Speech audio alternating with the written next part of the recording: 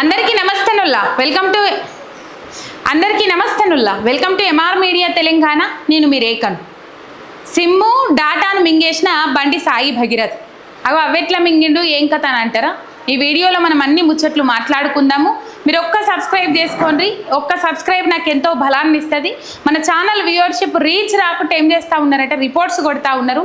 ఆ రిపోర్ట్స్కు చెంపపెట్టి సమాధానం కొట్టాలంటే కంపల్సరీ మీరు ఒక్క సబ్స్క్రైబ్ చేసుకోండి. అండ్ చూస్తోళ్ళు ఏమనుకోకుండా ఒక లైక్ అయితే కొట్టుండ్రి. రైట్, ఇక ముచ్చట్లకు పోతే బండి సంజయ్ కొడుకు సాయి భగీరథ, ఈయన మీద కేసు నమోదు కావడానికి 3 నెలల టైం పట్టింది. కేసు నమోదైనాక అరెస్టు కావడానికి 9 రోజుల టైం పట్టింది. దేశవ్యాప్తంగా సంచలనమైంది ఈ ముచ్చట. ఒక కేంద్ర హోంశాఖ సహాయక మంత్రి బండి సంజయ్ కొడుకు కనబడట్లేదు, అబ్స్కాండ్లో ఉన్నాడు అని చెప్పేసి పోలీసులు ప్రకటించుకోవాల్సిన పరిస్థితి ఏర్పడ్డదంటే ఏడు దాకా పోయింది కథ అనేది మనం అర్థం చేసుకోవచ్చు. తెలంగాణ సోషల్ మీడియా, ఇక్కడున్న మెయిన్ స్ట్రీమ్ మీడియా కవర్ చేయకపోతే ఏంది, తెలంగాణ సోషల్ మీడియా మొత్తము ఈ వార్త, ఈ అంశము దేశవ్యాప్తంగా సంచలనమయ్యేటట్టు చేసింది. దెబ్బకు నేషనల్ మీడియా కూడా ఈ అంశాన్ని కవర్ చేయాల్సిన పరిస్థితి ఏర్పడ్డది. నేషనల్ మీడియాలోనే వార్తలు వచ్చినాయి. మరి ఇప్పుడు రాహుల్ గాంధీ దీన్ని క్యాచ్ చేసుకోవాల్సిన అవసరం ఉన్నది. దీన్ని రాహుల్ గాంధీ చిన్న కేసుగా చూస్తూ ఉన్నాడట. మరి ఎందుకు చిన్న కేసుగా చూస్తుండో ఏం కథ తెలియదు. ఆ ముచ్చట రేవంత్ రెడ్డి చెప్పుడు జరిగింది. చిన్న కేసు అయిందట కదా అని చెప్పేసి రాహుల్ గాంధీ నన్ను అడిగిండు, అది చూసుకోమని చెప్పేసి మాట్లాడిండు. మరి ఏ విధంగా చూసుకోమని చెప్పేసి రాహుల్ గాంధీ మాట్లాడిండు, రేవంత్ రెడ్డి ఏ విధంగా చూసుకున్నాడో మనందరికీ ఎరికే. 9 రోజులు బండి సాయి భగీరథను అరెస్టు చేయకుండా ఒక హోంశాఖ మినిస్టర్గా ఉండి రేవంత్ రెడ్డి ఫెయిల్ అయిండు. ఒక హోంశాఖ మినిస్టర్గా లా అండ్ ఆర్డర్ ఏ విధంగా కంట్రోల్ తప్పుతుందో రాష్ట్రంలో మనమందరం చూస్తూనే ఉన్నాం. ఒక హోంశాఖ మినిస్టర్గా రేవంత్ రెడ్డి అన్ని విధాలుగా ఫెయిల్ అయ్యిండు. ఒక సీఎంగా ఫెయిల్ అయ్యిండు, విద్యాశాఖ మంత్రిగా ఫెయిల్ అయ్యిండు, ఒక హోంశాఖ మినిస్టర్గా ఫెయిల్ అయ్యిండు. ఇటు పోతే అన్ని శాఖలలో అన్ని విధాలా ఫెయిల్ అయ్యిండు. మనందరికీ తెలిసిన ముచ్చట్నే. ఎన్నో విధాల హామీలు ఇచ్చిండు, ఏ ఒక్క హామీని కూడా ఇలా నిలబెట్టలేదు. సరే, హామీల ముచ్చట పక్కకు పెడితే ఇలా బండి సంజయ్ కట తెలిసి తెలివంగానేనట ఆ ముచ్చట బండి సాయి భగీరథ మీద కేసు నమోదైందని, కేసు నమోదైనాక 9 రోజులకు బండి సంజయ్కి తెలిసిందట. తెలిసి తెలివంగానే బండి సాయి భగీరథని తీసుకుపోయి పోలీసులకు అప్పచెప్పిండట. నా కొడుకు అరెస్టు కాలేదు, నేనే అప్పగించిన అని చెప్పేసి ఆయన ట్వీట్ చేసుకుంటాడు. లేదు మేమే అరెస్టు చేసినాము అని చెప్పేసి పోలీసులు ఒక ప్రెస్ నోట్ విడుదల చేస్తారు. అసలు అరెస్టు చేసి లొంగిపోయిండ్రా అనేది మాత్రం తెలియదు. ఎందుకు ఇంత కథ నడిపిస్తున్నారో ఏం కథనో తెలియదు. అయితే అరెస్ట్ అయిన తర్వాత కూడా మనం చూడొచ్చు, దేశవ్యాప్తంగా సంచలనమైంది. బాధితురాలకు సంబంధించిన అడ్వకేటు బండి సంజయ్ని బర్తరఫ్ చేయాలి, మంత్రి పదవి నుంచి తీసేయాలని చెప్పేసి ప్రధానమంత్రికి కూడా లేఖ రాసిండ్రు. యావత్తు తెలంగాణ సమాజం కోరుకుంటా ఉన్నదట. ఎందుకంటే ఈ కేసు పారదర్శకంగా ముందడి కొనసాగాలి, ఆ అమ్మాయి కుటుంబానికి న్యాయం జరగాలి, ఎటువంటి వ్యవస్థలను ప్రభావితం చేయకూడదు. కాబట్టి బండి సంజయ్కి మంత్రి పదవి ఉంటే అన్ని వ్యవస్థలను గుప్పిట్లో పెట్టుకునే అవకాశం ఉంటుంది, అన్ని వ్యవస్థలను ప్రభావితం చేయగలిగే అవకాశం ఉంటుంది అని చెప్పేసి మంత్రి పదవి నుంచి బండి సంజయ్ని తీసేయాలని చెప్పేసి అందరూ కోరుకుంటా ఉన్నారు. ఇయ్యాల అంటే పిల్లలు తప్పు చేస్తే తండ్రులు మంత్రి పదవి నుంచి తప్పుకోవాలని చెప్పేసి కాంగ్రెస్ వాళ్ళు సపోర్ట్ ఇస్తూ ఉన్నారు, బీజేపీ వాళ్ళు సపోర్ట్ ఇస్తూ ఉన్నారు. బండి సంజయ్కి ఎందుకు సపోర్ట్ చేస్తూ ఉన్నారో ఏం కథనో తెలియదు. కానీ మొత్తం మీద ఈ సపోర్ట్ అయితే కాంగ్రెస్ వాళ్ళు చేస్తున్నారు, బీజేపీ వాళ్ళు చేస్తున్నారు. ఇలా ప్రెస్ మీట్లో అడ్డంగా దొరికిపోయిండు బండి సంజయ్. ఎందుకు పెట్టిండు ఏం కథ అనేది, ప్రెస్ మీట్ పెట్టడానికి గల కారణం ఏంది అనేది మనం ఇంకో వీడియోలో తప్పకుండా మనం మాట్లాడుకోవాల్సిన అవసరం కూడా ఉన్నది. రైట్, బండి సంజయ్ని బర్తరఫ్ చేయాలని చెప్పేసి అందరూ అనుకుంటా ఉన్నారు. అయితే ఇక్కడ ముచ్చట ఏంటంటే అమ్మాయి కుటుంబం ఏదైతే ఉన్నదో, బాధితురాలి కుటుంబం 3 నెలల తరబడి తిరిగినా పోలీస్ స్టేషన్లో కేసు నమోదు కాలే. మోడీ వచ్చే కంటే ముందుగా కేసు నమోదైంది. అమ్మాయి కుటుంబము ఇంకా ఇబ్బంది పెట్టడం వల్లనే, అమ్మాయి కుటుంబం వల్ల ఆవేదన ఇంకా వ్యక్తం చేయడం వల్లనే చిన్న సెక్షన్ల కింద కేసు నమోదు చేసిండ్రు. సరే, మోడీ పర్యటన అయిపోయేదాకా బండి సంజయ్, రేవంత్ రెడ్డి ఒక డీల్ సెట్ చేసుకున్నారు. కాంగ్రెస్ బీజేపీ ఒక డీల్ సెట్ చేసుకున్నది. మోడీ పర్యటన అయిపోయిన తర్వాత బండి సాయి భగీరథను అరెస్టు చేస్తారు అనే ముచ్చట్లయితే బయటకు వచ్చినాయి.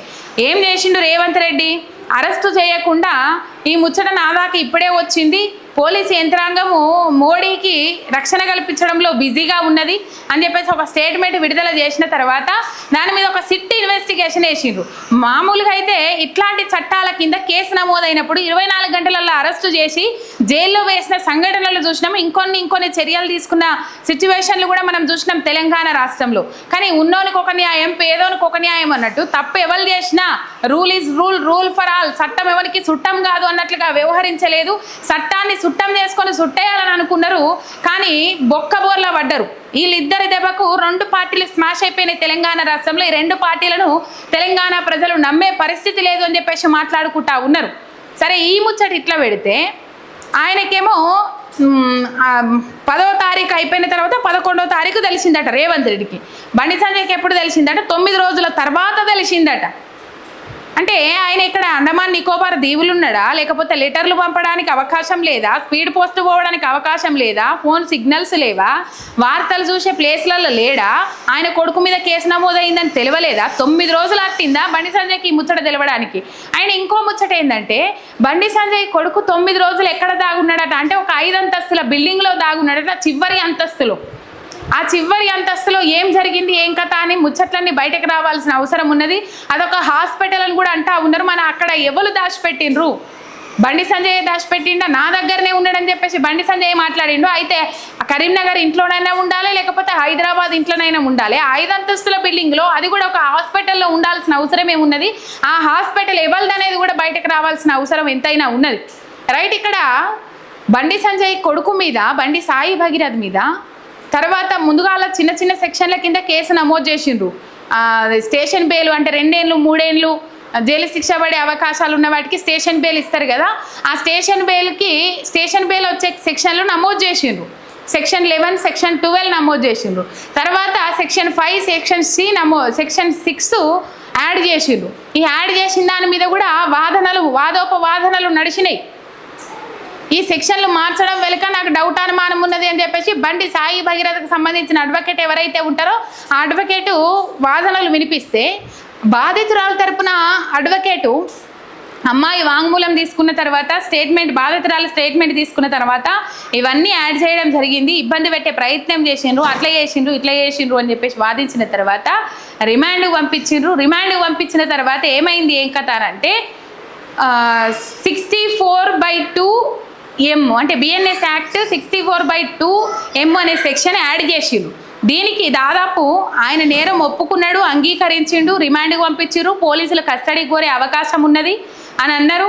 తర్వాత ఈ 64/2 M BNS యాక్ట్ కింద ఎందుకు యాడ్ చేసిరంటే బాధితురాలని పలుమార్లు ఆగం చేసిండట, అందుకని ఈ సెక్షన్ యాడ్ చేసిండ్రు. అంటే పలుమార్లు ఆగం చేసిండు కాబట్టి ఈ సెక్షన్ యాడ్ చేసిండ్రు. 10 ఏళ్ళ నుంచి 20 ఏళ్ళు జైలు శిక్ష పడే అవకాశం ఉన్నది ఈ సెక్షన్ యాడ్ చేయడం వల్ల. ఇంకా జీవిత ఖైదు కూడా పడే అవకాశం ఉన్నదని కూడా చెప్పిండు. ఇంకో సెక్షన్ కూడా యాడ్ అయింది, 238, సెక్షన్ 238 యాడ్ అయింది. ఎందుకు 238 యాడ్ అయింది అంటే సాక్ష్యాధారాలను మాయం చేసిండట బండి సాయి భగీరథ్. మొత్తం మీద ఈ కేసుకు సంబంధించిన సాక్ష్యాధారాలు ఏవైతే ఉన్నాయో ఆ సాక్ష్యాధారాలన్నీ అమ్మాయిని నమ్మించిండ్రు, మోసం చేసిండ్రు, పెళ్లి చేసుకుంటా అన్నారు, దాటేసిండ్రు, పెళ్లి చేసుకుంటాను దాటేసేపటికే కదా ఇదంతా వచ్చి పడ్డది. ఆ ఫోన్ల నుంచి డాటా మొత్తం డిలీట్ చేసిండట, ఆ సిమ్ మింగేసిండట. అంటే మింగేసిండు అని అంటే ఏడనో పెట్టి మర్చిపోయినా అని చెప్తుండట. ఒక ఉన్నతాధికారి ఎవరైతే ఉంటారో ఇది బయట పెట్టిన ముచ్చట, ఇది బయటకు వచ్చిన అంశము. విచారణ నేపథ్యంలో, పోలీసుల విచారణ నేపథ్యంలో ఏమైంది, ఫోన్లో సిమ్ కూడా లేదు అని అంటే ఎక్కడో పెట్టి మర్చిపోయినా అన్నాడట సిమ్ము. ఎవడన్నా వాడే ఫోన్లో సిమ్ము పీకేసి మరి పెట్టి మర్చిపోతారా? అంటే ఏడ మాయం చేసిర్రు అంటే ఈ 9 రోజులు తతంగం అంతా సాక్ష్యాధారాలు మాయం చేయడానికే ఇదంతా నడిపించిండ్రు. సిట్ ఇన్వెస్టిగేషన్ వేసిండ్రు, అదైతే కథ నడిపించచ్చు అని చెప్పేసి సిట్ ఇన్వెస్టిగేషన్ వేసిండ్రు. రేవంత్ రెడ్డి అయితే ఎంత సపోర్ట్ చేసిండు చూడుండ్రి బండి సంజయ్కి. ఇక వీళ్ళిద్దరి వల్ల తెలంగాణలో కాంగ్రెస్ బీజేపీ పార్టీలు ఆగమైనాయి అని చెప్పేసి ఇప్పటికే మాట్లాడుకుంటా ఉన్నారు నిపుణులు. రేవంత్ రెడ్డి బండి సంజయ్కి సపోర్ట్ చేసిండు, బండి సంజయ్ కూడా ఫ్యూచర్లో రేవంత్ రెడ్డికి సపోర్ట్ చేస్తాడు అని చెప్పేసి జనాలలోకి ఇగో ఇట్లా వేయింది. 2 పార్టీలు ఒకరి కోసం ఒకరికి పనిచేస్తున్నాయి అని చెప్పేసి జనాలలోకి ఇట్లా వేయింది. ఇగో ఫోన్ మాయం చేసిండు, ఫోరెన్సిక్ ల్యాబ్కు పోయింది, ఫోన్ ఇచ్చిండ్రు, ఆ ఫోన్ పంపించిండ్రు అని అన్నారు కదా, ఆ ఫోన్లో మొత్తం డాటా మాయం చేసిండట, ఫోన్ సిమ్ కార్డు కూడా కనీసం ఇయ్యలేడట. ఇగో ఇట్లున్నది కథ. మొత్తం మీద ఇంకో సెక్షన్ కూడా యాడ్ అయింది. మరి సెక్షన్ల మీద సెక్షన్లు యాడ్ అయినప్పటికీ కూడా వీళ్ళ ధైర్యం ఏంది, తప్పు మీద తప్పు ఎందుకు చేసుకుంటా పోతున్నారో తెలియదు. కానీ ఇంకా సెక్షన్ల మీద సెక్షన్లు యాడ్ చేసుకుంటూ పోతా ఉన్నారు. కంపల్సరీ జీవిత ఖైదు బండి సంజయ్ కొడుకు బండి సాయి భగీరథ పడే అవకాశం ఉన్నదని మాట్లాడుకుంటా ఉన్నారు. ఇది కథ. ఒక సబ్స్క్రైబ్ చేసుకొని సపోర్ట్ చేయండి. మీ ఎంఆర్ మీడియా తెలంగాణ చిన్నారు.